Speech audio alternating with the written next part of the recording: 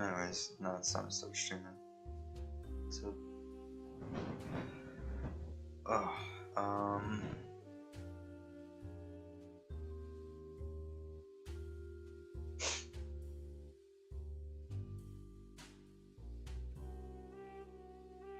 let us see here. I need to work on. I can do this one in a bit, but.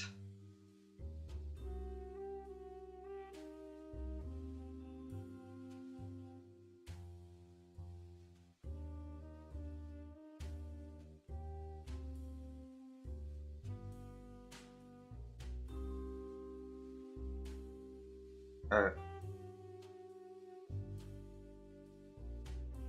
I mean, I created a binary searcher, but I don't need to, I don't think.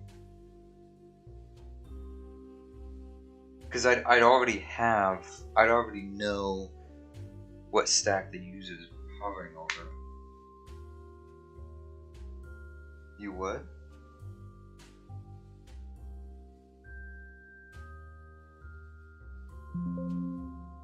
Ah. Go right into your trap.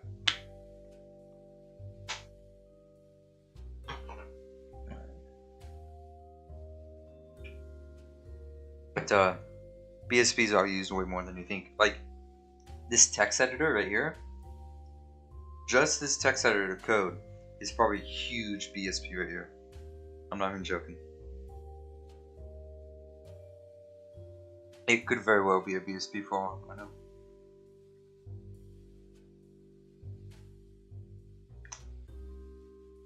Because making changes to BSPs is pretty easy.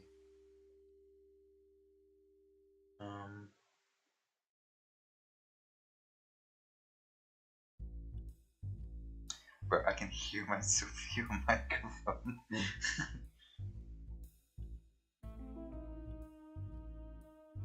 Except for the fact that the stream can't hear it, so.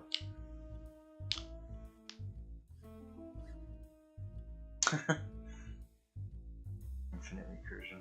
It's beautiful. That's what it is. Alright, where did I leave off yesterday? Okay, one thing I really hate about Visual Studio is when you split a window, it doesn't. So if I save and I close, it will not have the window split when I come back to it.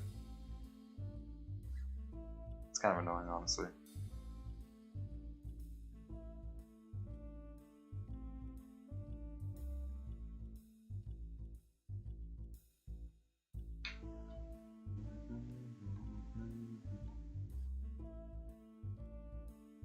I do want to quickly think about one thing about the BSP. I don't have multiple root nodes. I might just instead of add linkable.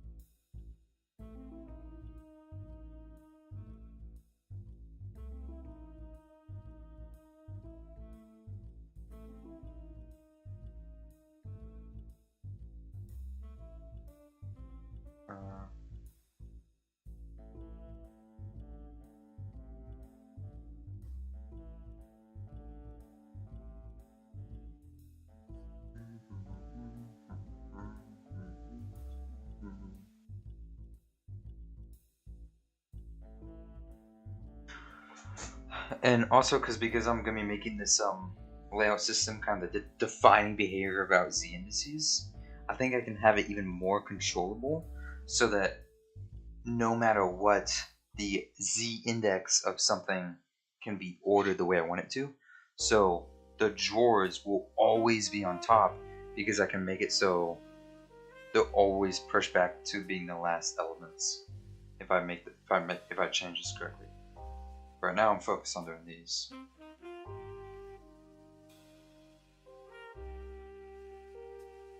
That's right. That's what this was.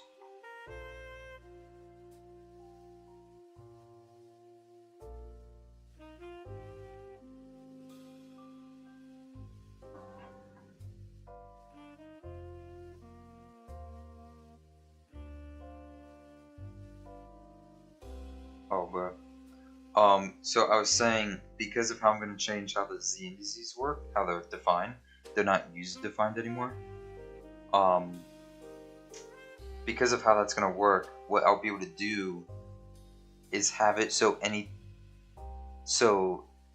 anything in the...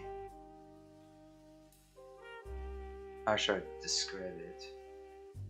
I could make it so blocks, so elements can't self-define their Z index, but blocks can define an offset, and the offset is defaulted by 1.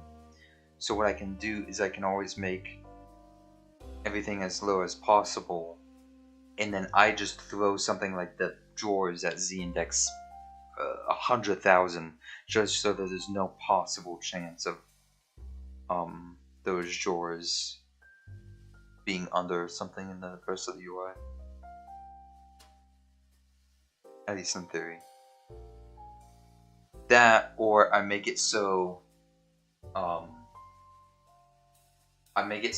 anything, so when you have the hierarchy of layouts, one layout block that is on the same level as another layout block, that other layout block will always be on top of that previous layout block.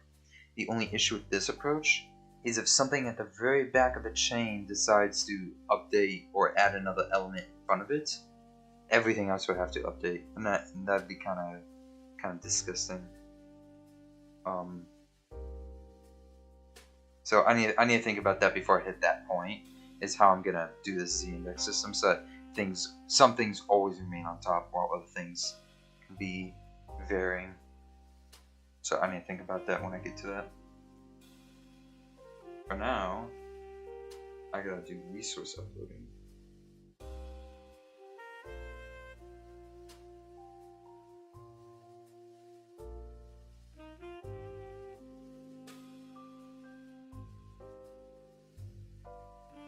Which should be pretty simple.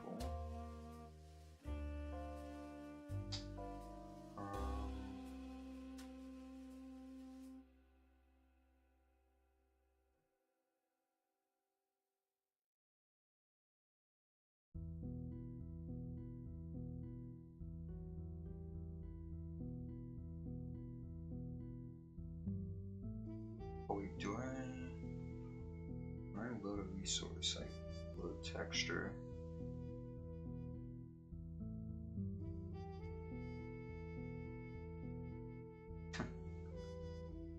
Oops. Oh well.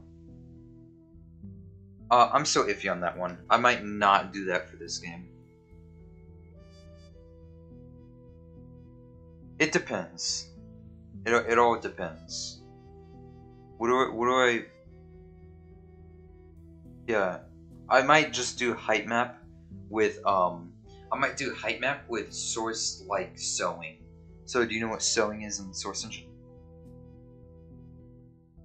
So when you take two displacement meshes, so two meshes that use displacements, when you make them right next to each other, they might, because they're different meshes, they might not be like aligned vertically. What you can do is no. What kind of? So let me finish. So if you have these two meshes, which are both 10 by 10 grids, you can move them wherever you want. But if you put them right next to each other, you can select these two and say so, and what it would do is it would take every single vertex that's at the same point and position them exactly the same and set their normals to exactly the same and all that.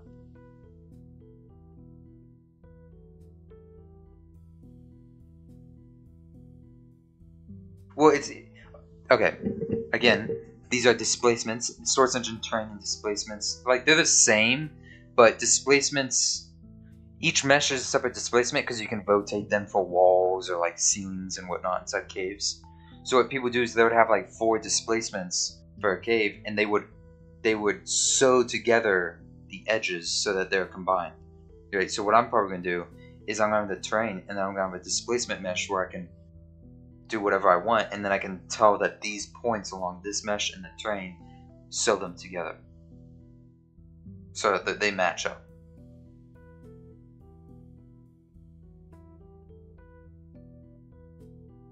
Because one is facing upwards and the other is facing sideways. So you sew them together so that you can have them. What?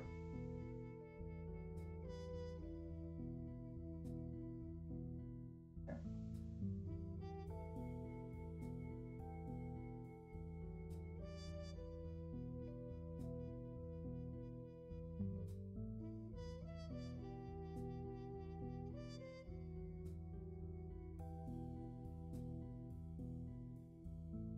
Well, yeah.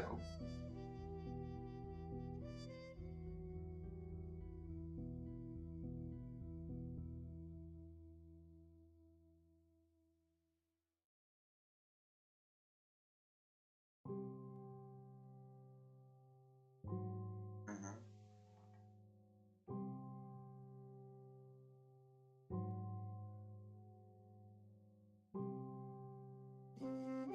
So, oh wait, I can actually just use this. What the heck am I doing?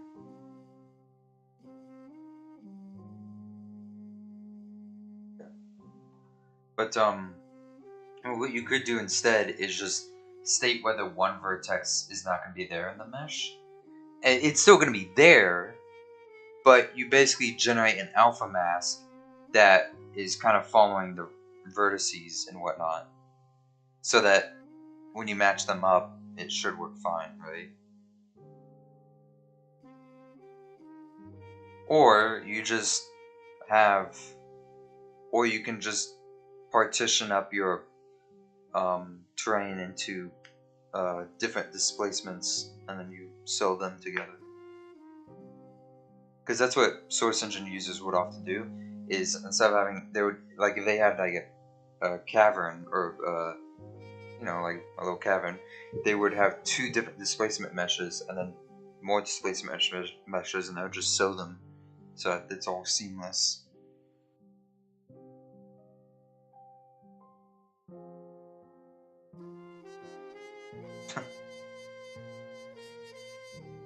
Oh wait, I also changed.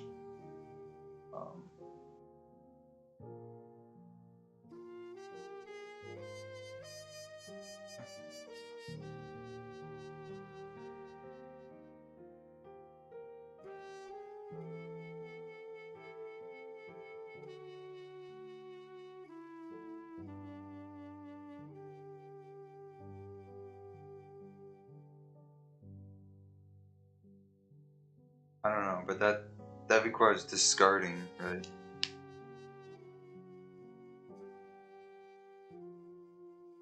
Because you're using an alpha mask, you just said. You just said.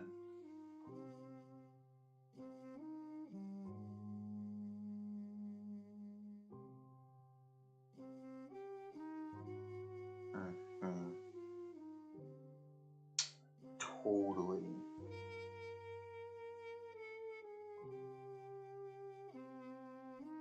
What are these variables again? Thingamabobs. B left. Top.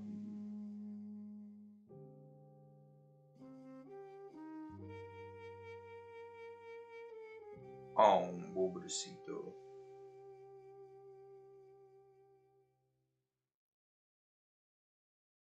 Oh no. What will you ever do? What will you ever do? Oh no. Oh no, what?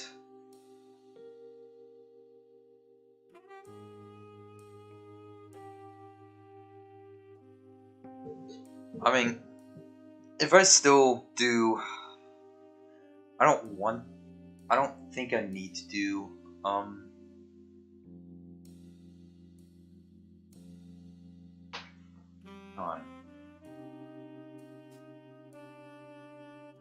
Actually, you know what?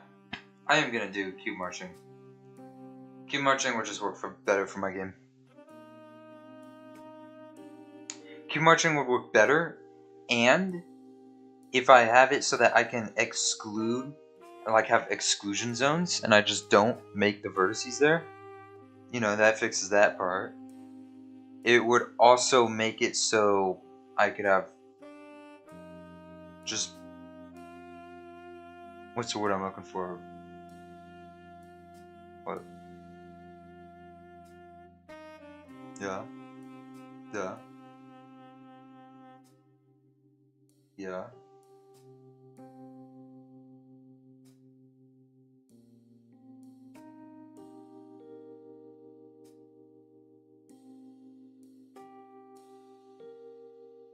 Entity component system tools. OMG.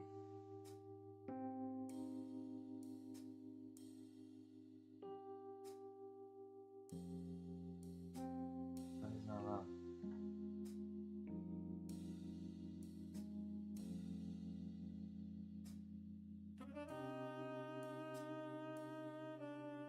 It's not in a rendering framework, OMG. It's just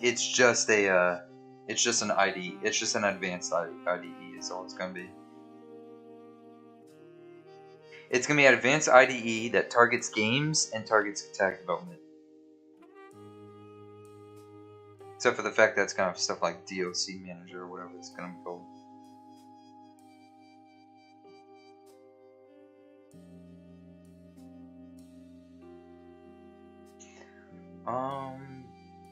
Good question. Maybe it's just I've been demotivated for such a long time. But I think the streaming thing helps a lot.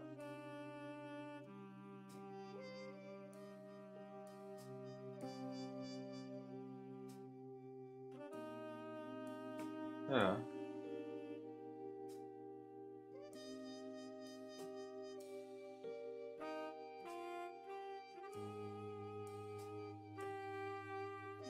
I mean, it's still a lot to do. It's just not as pretty-fi.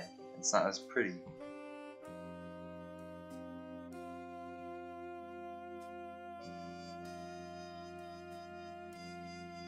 Like, you didn't write GUI. You didn't write the window management system, the docking.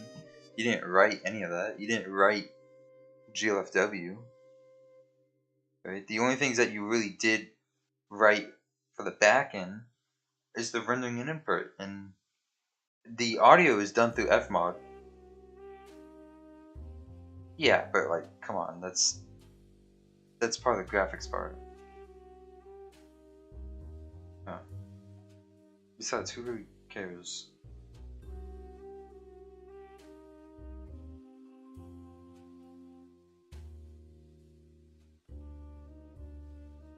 What do you mean, loader? Oh, Volk? No, because I mean, it's still low. I didn't have to change any of my Vulkan code to use it. It was just include that and then throw in a couple functions and that's it. Like, what's the point, really?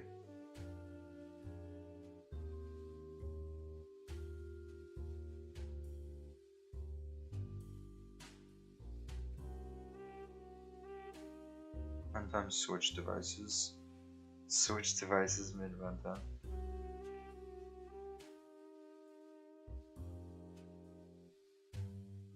Because why not?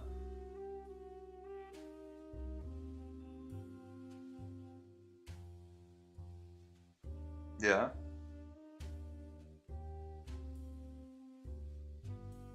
Yeah.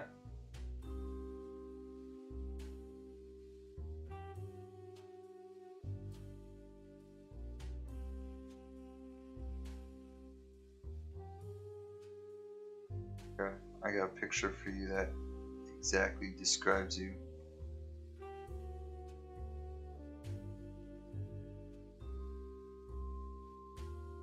Yeah, because they're good at programming.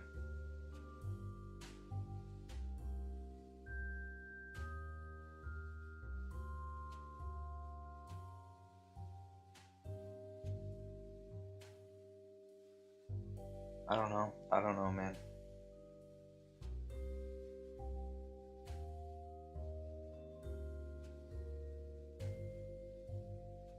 Well, yeah, because it was IdTech 6, dude. Like they had mega textures, dude. They used mega textures at the time. And not virtual textures, mega textures. It was not smart, dude. That's why they switched away from it.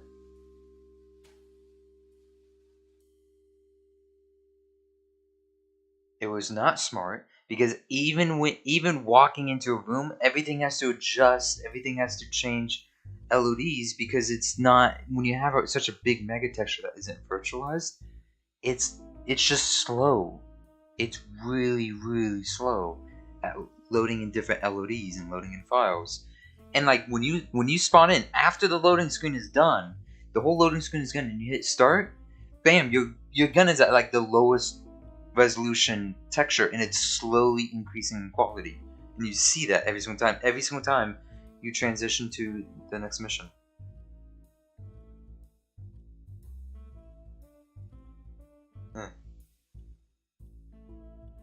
Yeah, that's the result of mega textures if you're not doing virtualization. No, bindless is so much better, dude. They literally switched to bindless in It Takes 7 because they said it was much faster.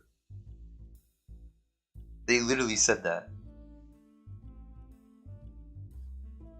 Yeah, they switched to full bindless, and they've been switching to virtualized textures and virtualized geometry.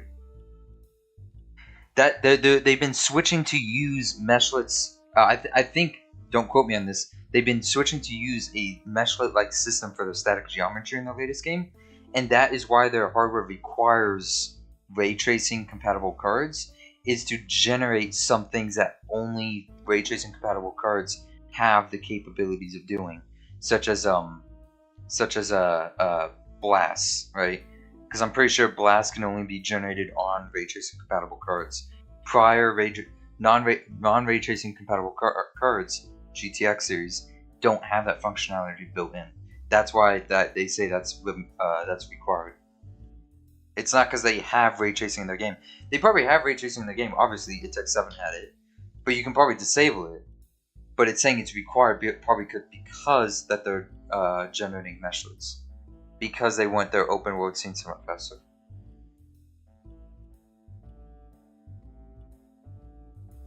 It Tech 8? Yeah, It Tech 8 requires ray tracing compatible cards.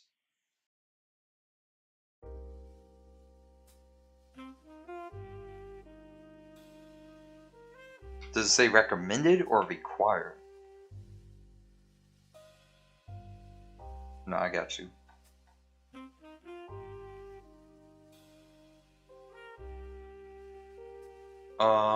Yep, minimum is NVIDIA or AMD hardware ray tracing compatible GPU. So 2060 or better. For minimum. No, examples 2060 Super or better. Because because Blast, I'm pretty sure Blast was only added on the 2060s and later, dude. Blast is not there on 1050 or whatever. Blast isn't there. See, this is why I don't like the terms. This is why I don't like the term ray tracing when just talking about things like Blast for meshlets. Is because while yeah, only ray tracing cards from the 2016 series is there.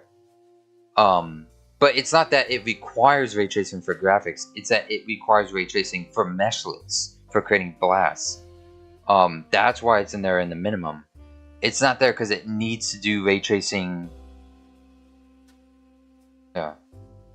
Well, unfortunately, the open world that they're trying to go for they were probably making this open world and they're like, yeah, we just can't viably do it without it, like, because they're gonna have a lot of enemies. Yeah, I think a lot of the programmers in the latest one are probably lazy. Yeah, I mean, look at their team. I don't have to do much explaining.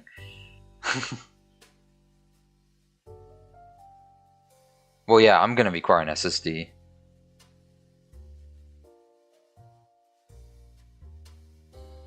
I'm gonna require an SSD because I'm gonna have to save and load things from disk often without a loading screen. It's gotta be done during runtime.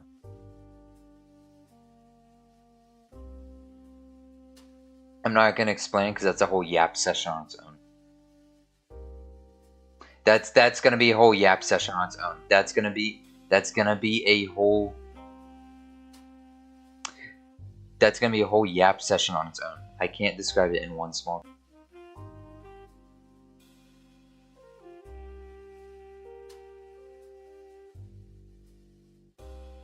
The big bullet point,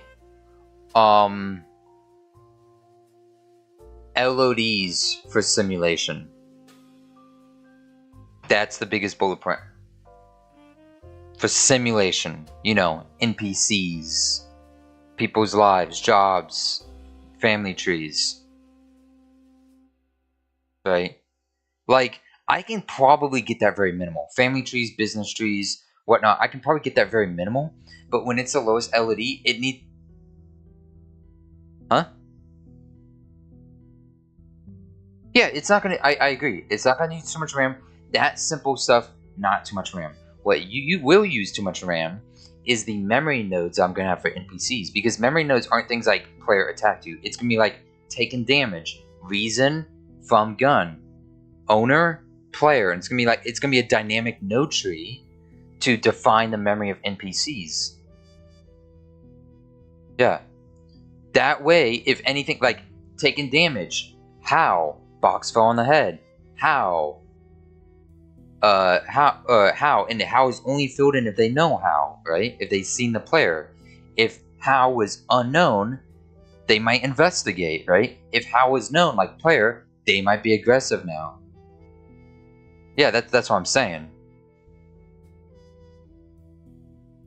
Now, I have to be careful, because if I explicitly define behaviors, like if you humiliate someone and they come back for revenge at you, maybe they're a leader of something now, they come back with revenge at you because you humiliated them, I'm not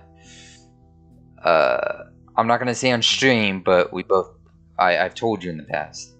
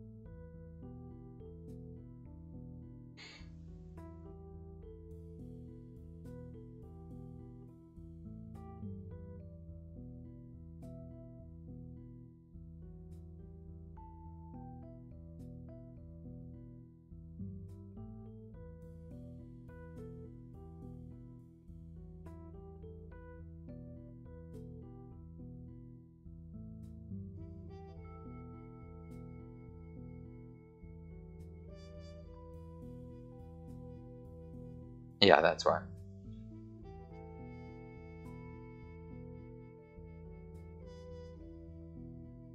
Well, no, you can just, if I did it, you can just look at it and go, yeah. So.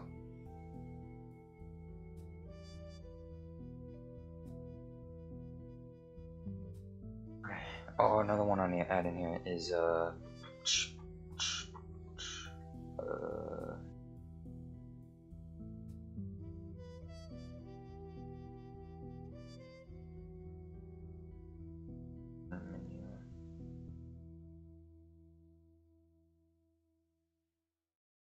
and I'm actually gonna throw that over into there.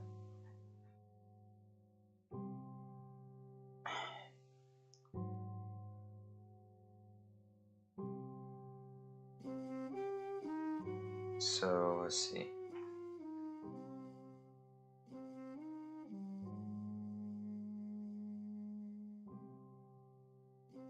So these instantiation events, I need to make sure that they're using the transfer queue.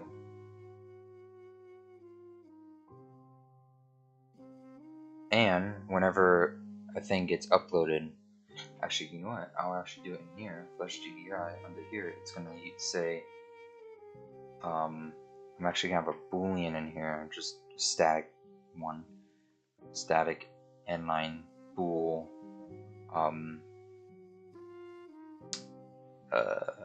resources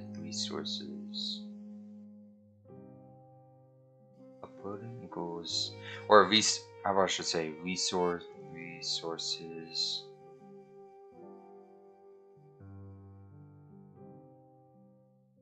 No, resources uploaded equals true. No, still gotta issue a key thread. I don't think I need to do any wait and signaling on this part. I think this part is just kind of should be done automatically, honestly. I think.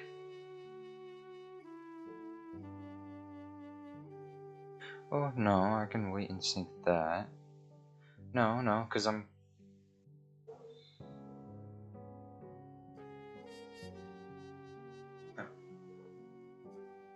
Oh my god.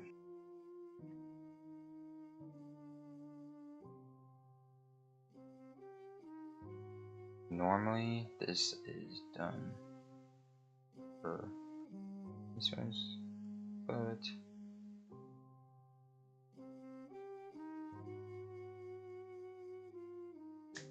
Wait, actually, no, I don't need a call. I won't need a call QSync because what's going to happen is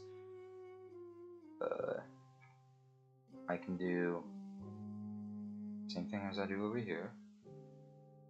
Q. Then I can do Q sync. And then in here,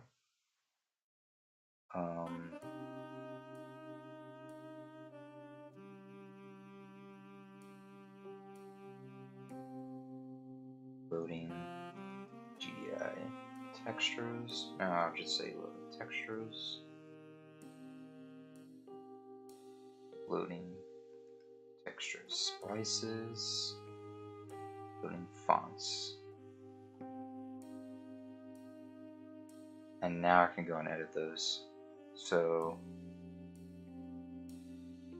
back to here. I'm gonna grab this really quick.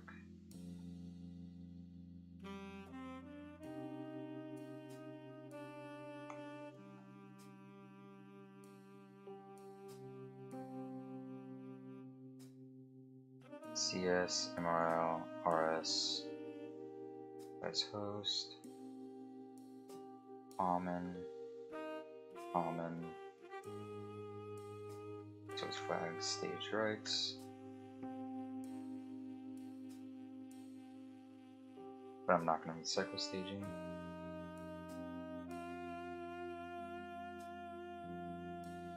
I don't think there's anything else I need to specify here. Command buffer. Oh yeah. Handler. Texture. Channel. There's kit. Switch channel. There. Times textures.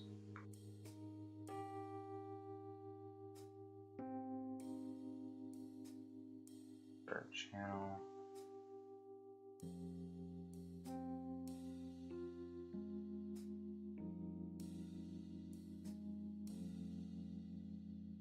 What?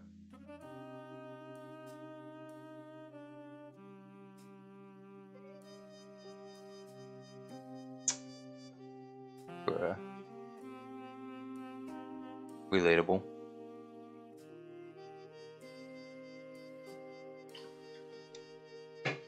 Eh.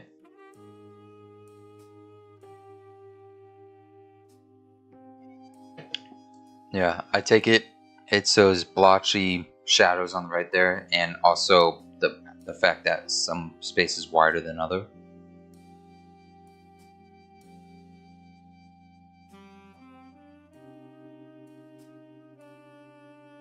Yeah, blotchy stuff like that, but like how those white blocks for the shadows are, and grayish blocks for where there isn't any shadows in those quadrants.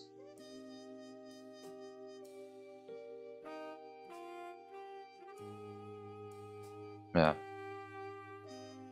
You could just do what older games like Halo CE did. Even upwards to Halo 3. No, you basically render a directional light per dynamic entity, but it's only the size of, it's like a very small size for that character, and you just render a depth map of that character, and it's basically like a decal into everything, except for the character. Big brain.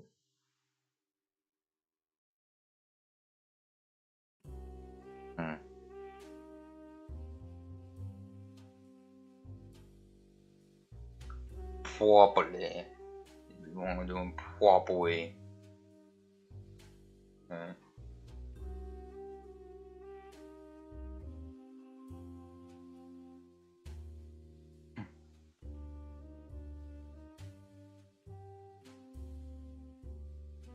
Good of it. I'll just be here all alone.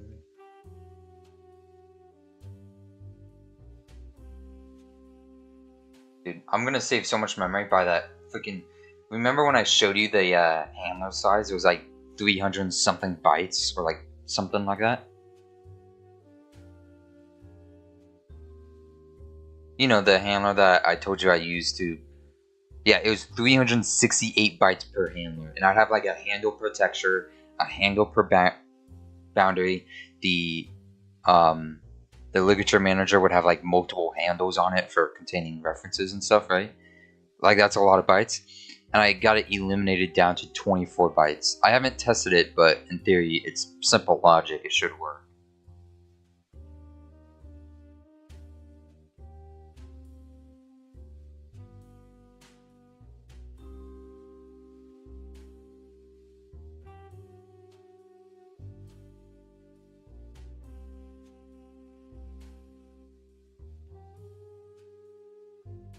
Alright, this all should be eliminated as well.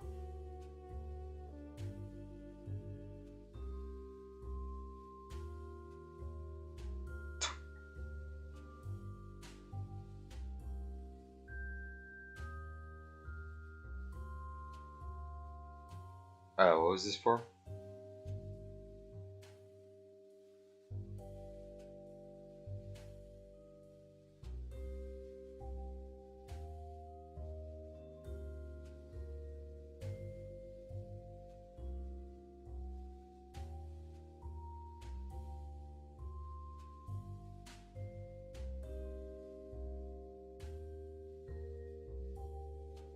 Go, look at this.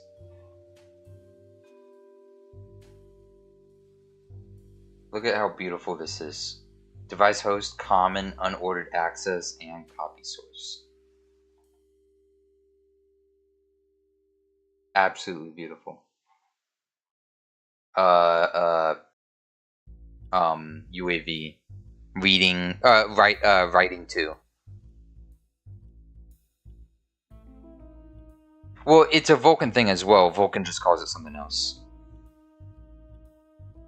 Let me pull up my specifications. It used to be an enum. I changed it to a macro because I started picking up on using macros a little bit more. It used to be an enum though, but pretty much. It used to be an enum though, but I kind of like it as a macro now. Unordered access for Vulkan is shader write bit, shader read bit is the 2 bits. Yeah, it's write and read. Although, what? Oh, pointer image. Yeah. Okay. So I was writing to the point. I have it as a write image instead of something else because I don't use this as a window target. I actually use this to write to in the fragment shader because unfortunately there's an issue with slang where you can't, like, if you discard, like if you intend to write to, it's hard to explain, but I can't. There's no way for me to exactly explain it, sadly. But it's just the way it compiles. It just doesn't compile the way I want it to sometimes. So I had to change it from a render target to a UAV. But it is what it is. It wasn't that hard to change. And things like buffers and stuff, unfortunately, I have to find the right set of flags and whatnot that work for both Vulkan and DirectX 12, because I don't have buffer transitions yet in MRO. And I don't have buffer transitions yet because in DirectX 12, buffer transitions are completely different looking than image transitions. It looks so different, and it's just way too different. But fortunately, there's a combination of flags you can use for like most scenarios where you can avoid using buffer transitions. But there's some situations where, unfortunately, because I can't find the way to sync it between Vulkan and DirectX 12 for buffer transitions, I do have to unfortunately cope and just use two buffers and copy one information from the other, kind of like a staging buffer, but for something else. But yeah. So I need to figure that out soon, and then once I figure that out, I might be able to make some optimizations in some places.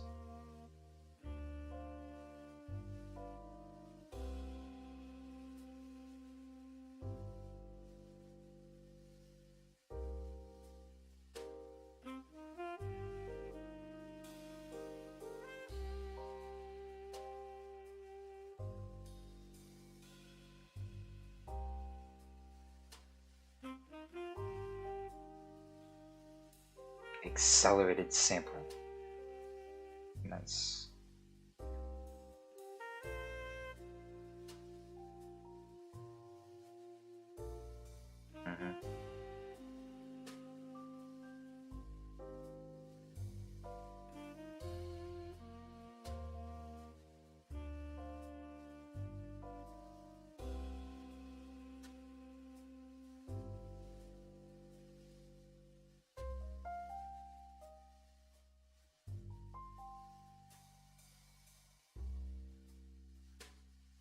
He thinks. He actually thinks. It's incredible.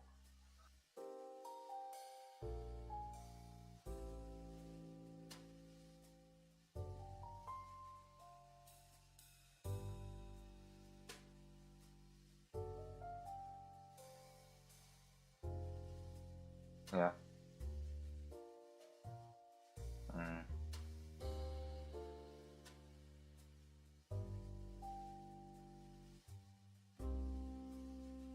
Biffed it.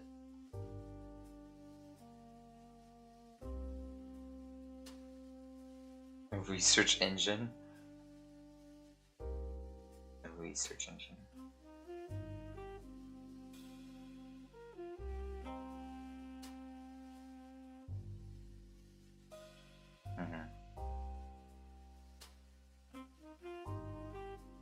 Probably not.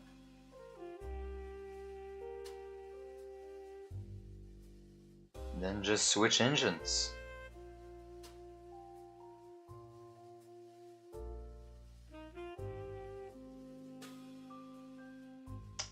Bruh. An existing rendering framework? What do you mean?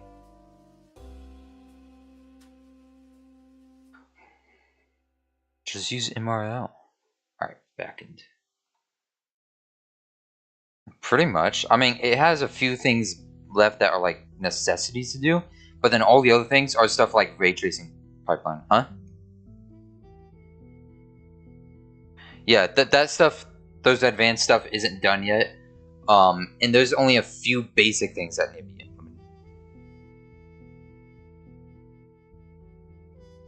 I didn't hear what you asked.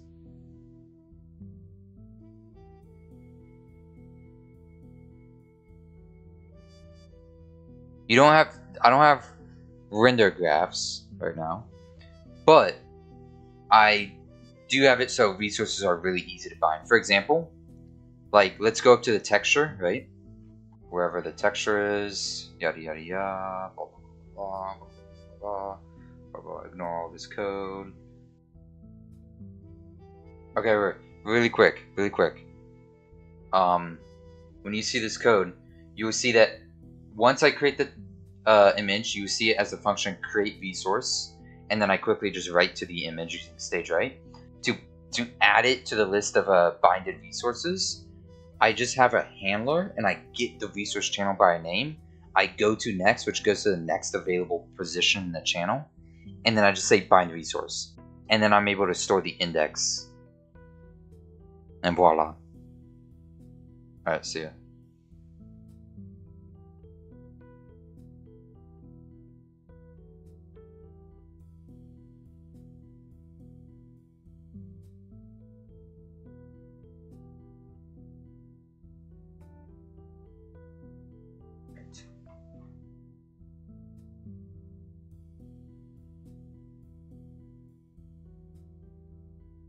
Ooh, wait a second.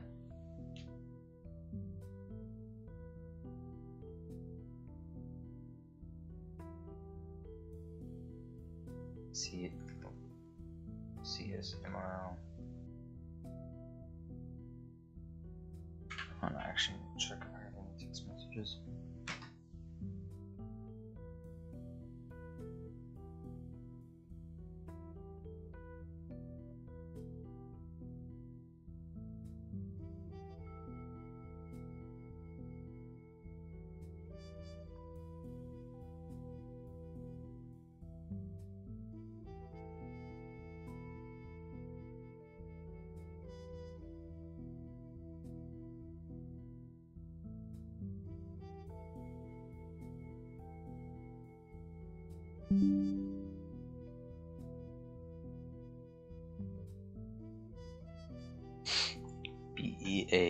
Beautiful.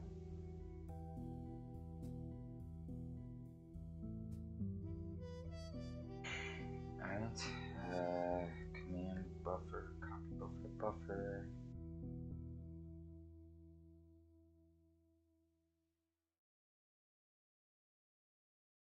Close, execute,